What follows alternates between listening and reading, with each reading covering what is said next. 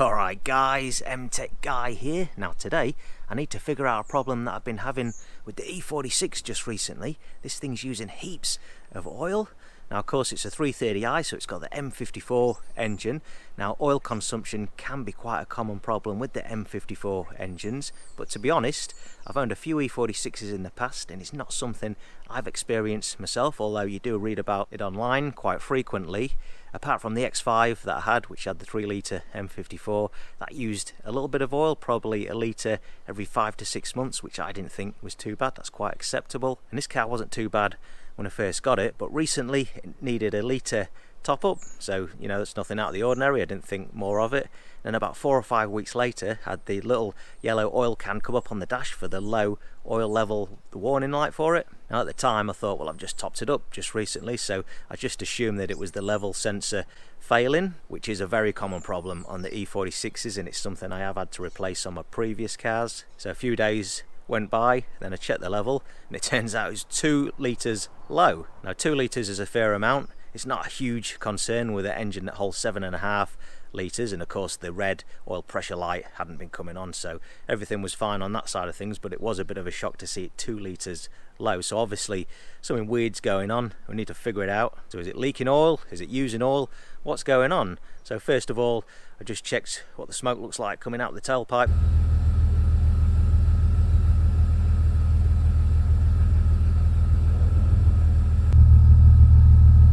Now it does have a bit of a tinge to it, maybe a little bit more than just white condensation. Is that a little bit grey, a little bit brown? It's hard to tell. I'm not sure if there's a little bit of oil burn there. It's not obvious. It looks pretty normal, to be honest. So next up, had a good look in the engine bay. Now recently I carried out a coolant change, and one thing I did notice was there was some oil residue on top of the engine under tray. Now that kind of shocked me a bit, because if you think back to when I first bought this car, it had 0 oil leaks, so it was a bit of a cause for concern, but it wasn't a huge amount, certainly not 2 litres worth, just a bit of residue. So I was under the car, I had a bit of a quick look. Now there was a bit of oil residue around the oil pan, around the sump, and at the time I was thinking, oh really? I really don't feel like doing an oil pan gasket anytime soon, especially because I'll be doing it in my driveway. Now I have done this job in the past. I did the oil pan gasket on my 330 Ci, my black coupe that I had. To be honest, although it takes a bit of time, it's not that bad a job, but the biggest concern for me is doing it in my driveway here, because once the sump's removed, the bottom end of your engine is completely exposed, and out here when you've got dust and dirt and grit and whatever blowing around, you really have to pick your moment to do that, which I did with the E46. I did it early in the morning when it was nice and still, there was no wind. I'd swept up before I even started the job, before I removed the oil pan, so the conditions were just perfect. But once you get into it, once you've got that oil pan removed, you are committed then, and you have to get the job all sorted and back together before any dirt starts blowing around. So it's certainly not ideal, and it basically comes down to the age of the vehicle. There is a rubber component to that gasket, and it will have started to get hard and crusty. It will start leaking sometime. I'm surprised it hadn't happened sooner. So it was something I was kind of planning for, but it's not something I wanted to jump in and do right away, especially because I'm a bit low on funds at the minute. So anyway, I looked a bit further. It wasn't obvious whether it was coming from the oil pan gasket or from the oil filter housing gasket, which is a very common oil leak location on these engines. And again, an oil filter housing gasket was something that I'd pre-planned to do on this car, on this engine, at some stage in the near future. So it wasn't really obvious where it was coming from, but to be honest with you, I was kind of caught up busy with my coolant change and filming it and everything that's involved with that. So although I had a bit of a quick look, I didn't dive into a full-on oil leak diagnostic at that stage, so it could be coming from somewhere else. Now another cause for oil consumption on the E46s, on the M54 engines, and probably the most common cause, is the oil separator, the PCV valve. Now that has a diaphragm in it, and it can fail over time, and then what that'll do is cause your engine not to breathe correctly, can't vent the crankcase. So then what that'll do is just force oil past your piston rings and end up burning it.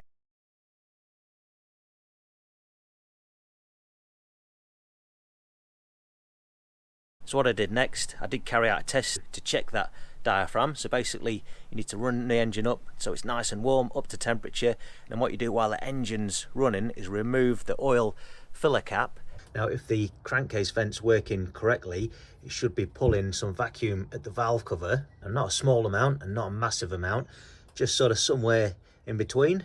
And also with the oil filler cap removed, it should make the engine run really rough, almost on the verge of stalling. It might even stall eventually, because essentially you're causing a massive vacuum leak to the engine. PCV valve, the oil separator, has failed. It's not doing its job properly, and it's just going to suck a load of vacuum in from the atmosphere. Now with the engine nice and warm, there's a tiny bit of vacuum there when you lift the oil filler cap off. I don't know if you guys can hear that.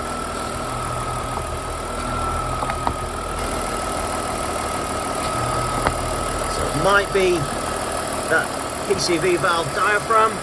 Yeah, so as you could see, there was a very, very tiny amount of vacuum there, hardly anything. Now it should be a bit more than that. Like I say, it shouldn't be huge amounts where you can barely pull the oil filler cap off, but there should be sort of half decent amount of vacuum there. And also the engine didn't run that rough with the oil filler cap removed, so that tells me that something's going on with that crankcase vent. It's not doing its job properly. Now the other problem with the oil separators, usually due to age, is the 4 hoses that connect to it become super brittle, and they can crack, they'll break. Usually this happens when you're replacing the PCV valve, but it's not unusual for it to happen under normal operation due to the heat cycles after a long period of time when these cars get a bit older, just like this car. It can cause problems with the PCV valve not doing its job properly. And the other thing is, one of them hoses goes back to a drain point on your oil dipstick, and sometimes that oil drain point can become blocked, and then it won't drain the oil back into the sump. Now, although this car is in extremely good condition for the age of the vehicle, and I think a lot of that comes down to the way it's been stored by the previous owners, I think most of the parts on this vehicle are still the original parts. So I imagine this is the original PCV valve, the oil separator, and all the hoses are the original ones also. And I imagine most of them hoses have got the structural integrity of a Weetabix, so they certainly want changing out. And of course, with it being a common problem with these cars, with these engines, it was another job on my list for some time in the near future, just to do as a preventative maintenance item. When I've done the oil separator jobs in the past, what I normally do is pull the oil dipstick tube out and give it a good flush out, a good clean, because they do get gunked up a little bit over the years anyway. So I think what I'm going to do to address this problem at this stage is change out the oil separator and all the hoses and give that dipstick tube a good clean out. And like I say, it's certainly a good preventative maintenance item to get done nonetheless anyhow. Hopefully this does resolve the issue. I just need to figure out how to do it on a tight budget. Now normally I'd just go and get the genuine parts. I've always used genuine oil separators in the past because I'm a bit apprehensive about the aftermarket ones out there, because it's quite an involved job to get sorted. It's not something where I want to fit an inferior part, it doesn't function properly, and then you've got to go back in and do the job a second time. So I like to do it once and do it right. I've always bought the genuine BMW oil separators and hoses in the past, but this time round we'll have a better look. We'll see what options we've got on a decent cost-effective solution, because like I say, we are running this car on a tight budget. This is the budget BMW, so let's see if we can get this sorted without spending a great deal of money. Alright, so I ended up going for the Febby branded one. Now this one came as a kit with the 4 hoses and the valve. Now like I say, I'd normally go for genuine BMW one, that's what I've gone for in the past, but we are trying to keep the costs down on this one, so this was probably the most trustworthy aftermarket brand. I'm not sure who was the OEM manufacturer, but yeah, I've had good luck with Febby parts in the past, so it should be fine. Also got a O-ring for the dipstick tube, and normally when I've done this job before, I'd also get a gasket, a new gasket for the throttle body, and also a lower intake boot, because it's not unusual for them to tear. They do deteriorate over time, can cause vacuum leaks, but the one I've got in the car seems okay, so I'm not going to go to that extent this time round. I will check everything as we go, but that throttle body gasket should be reusable, it should be fine. And this kit cost me about 125 US dollars, and I think the O-ring for the dipstick tube was, I don't know, a couple of dollars or so. I did manage to keep the costs down up to a certain extent on this one in comparison to the genuine parts, and I'm sure these will be fine. Alright, let's get stuck into the job. Alright, let's get into it.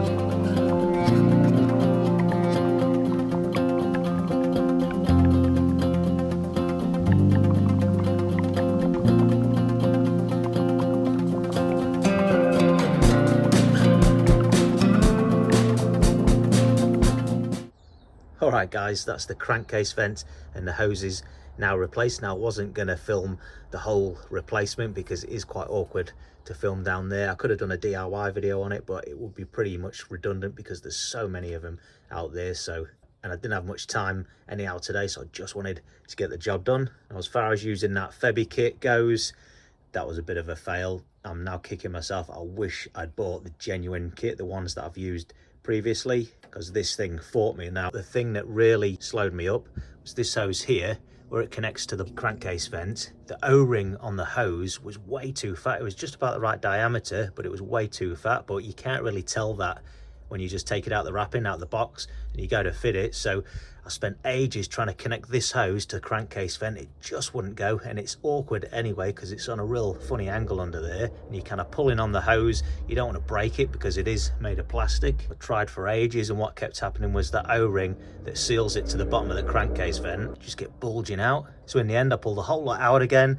And then what I did is I pulled the O-ring off the old hose and put it on the new one. That was the correct size and that fit correctly. So I don't know how it ended up with the O-ring down on the bottom there on the end of that hose that was way too fat. So I don't know what's going on with the quality control there, but I did try and save a few bucks. A lot of the time, if you go with a decent brand or OEM brand, it usually works, you get away with it, but this time it screwed me. So anyone that's watching this video, just don't mess around. Go and get the genuine BMW parts, the crankcase vent and the hoses. To be honest, it's not a huge amount of money more than something like I bought, and it's such an awkward job anyway. Even when you are using the genuine parts, you might as well just spend that little bit of extra money and make life that little bit easier for yourself, because like I say, this thing fought me. I'm not very happy with the quality of this thing, but it's in now.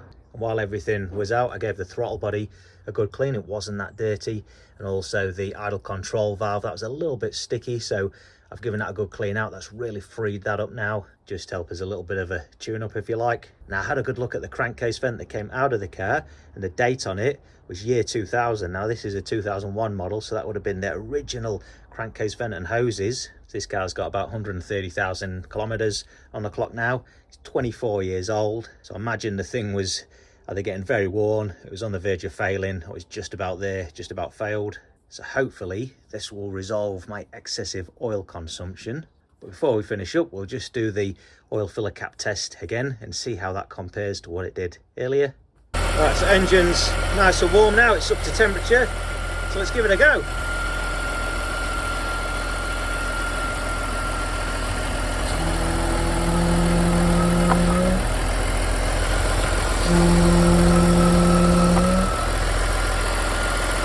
There we go, so there's definitely some vacuum in the valve cover there now compared to what there was previously. There's that little bit much more, but not too much. That's definitely an improvement, and it certainly looks like it's affecting the running of the engine too in comparison to before when it didn't do so much. One thing I did notice is that the new crankcase vent does make a bit of noise, which is weird because it's brand new, so I'm not sure what the story is with that. Maybe it's because it's a wee bit dry at the minute, it's brand new, maybe it needs to get some moisture, some oil through it, I don't know, but we'll keep an eye on that. Like I say, I'm not 100% happy with this Febby setup, but it does seem to be doing its job from what I can tell at this stage. The engine's running fine, it's idling fine, so maybe it'll be all right. We'll see how we go with it. If I have to put a genuine one in later on at a later date, then so be it, but I'll leave this for now. I'll see how it goes. Make sure the engine continues to run all right. Check the exhaust for any smoke. There we go, that does look like an improvement. Can't see anything coming out there now. So moving forward, we'll see how we go, but hopefully that's that excessive oil consumption issue now resolved. Right guys, if you found the video interesting or useful, don't forget to give it a like, and make sure you go and check out the rest of my YouTube channel for more BMW E46 content. Consider subscribing if that's your cup of tea. I'm MTech Guy. Thanks a lot for watching.